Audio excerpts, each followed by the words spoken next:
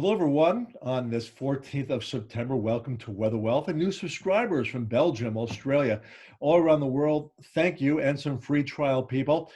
Um, Remember, your free trial will last for about 2 weeks, and then you will be billed on your credit card. But don't mind that. We've had some wonderful trading opportunities, particularly in natural gas and maybe in coffee. I have to stay tuned for the weather here over the next few weeks. Very important for Brazil coffee, and also the grain market. Now, a lot of you have asked, well, why, with this drought in Iowa, we did get some rains last week, why did I not recommend corn and bean buys for everybody? Well, once again, you have to read between the lines of my report.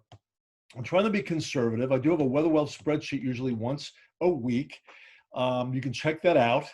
And it's up about 40% for the year. Of course, past performance is not indicative of future results. But again, we don't want to make recommendations in every single market. It gets complicated. And we have some clients paying us thousands of dollars a month for daily information. So read between the lines if I don't give you a specific recommendation. For example, natural gas was a great sell. Called the top of the market within one day because the Hurricane Laura was overblown, the cooler weather. We've broken like 40 cents, $4,000 a contract over the last 2 weeks in natural gas. But in the meantime, the Iowa drought, you can see that 95% of the state is covered by some kind of dry weather. 39% there at the bottom of your screen has moderate to severe drought conditions. And Iowa is the #1 ethanol producer in the country. They produce 11%, I think, of all the food production in this country.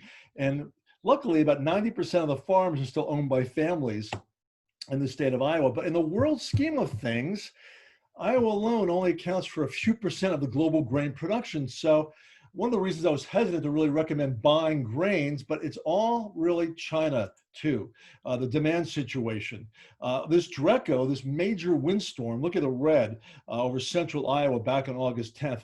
I haven't seen that in my lifetime, really, in the Midwest, that will wipe out 5 or 10% of the crop. And one of the reasons that the USDA lowered the crop production numbers on Friday, and corn and beans just went absolutely crazy.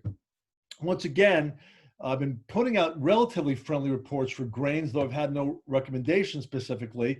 I also did mention for farmers to hedge some wheat in the last week or two. But what is going to happen going forward? Now, we have a developing La Nina. My in-house Climate Predict program has check boxes showing some of the teleconnections like sea ice, like what's going on over at Antarctica, where you see the AO index. Here are two analog years, 64 and 75. Look at the cold weather in Canada between November and January. Now, if that moves a little bit further south, that would spark a rally in natural gas. So stay tuned. Make sure you stay a subscriber through the fall and winter. We're going to have some really exciting times with respect to La Nina, the grain market, the natural gas market, and we'll talk more about coffee here over the next few weeks because it's all going to be based on South American weather for the next 6 to 8 weeks. If it rains, coffee is going to collapse. If it stays dry, we could rally another 20, 30% from here. So welcome to Weather Wealth, and any questions occasionally, please email me. Thank you.